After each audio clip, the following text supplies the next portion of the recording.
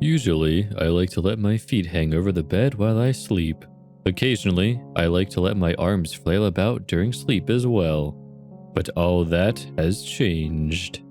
One night, I felt a light breeze on my heels, gently puffing on them as if a gust of wind blew by.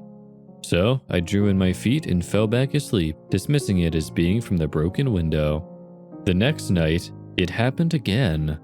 Somewhere in the middle of a pleasant dream, I was awakened by the sensation of someone breathing on my feet, ever so softly, ever so gently. Irritated, I drew them in once again under the blankets and fell into a terrible sleeping pattern. The next night was when things got strange.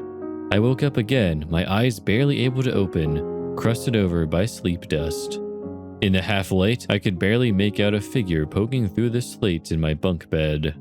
My befuddled mind tried to make sense of the shape and finally rested on an animal that had somehow broken into my house. It was not. Soft porcelain skin shone in the darkness, framing two large, pale black eyes.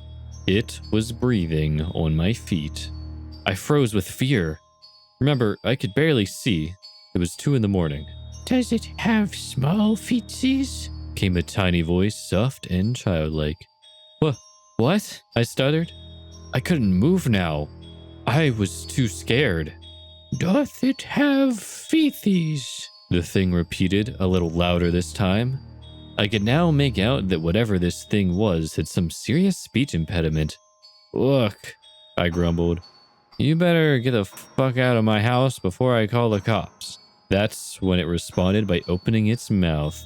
By this time, I was fully awake. I wish I wasn't. Inside its mouth were rows and rows of sharp, thick teeth, lined all the way back to the cavernous hole of its mouth.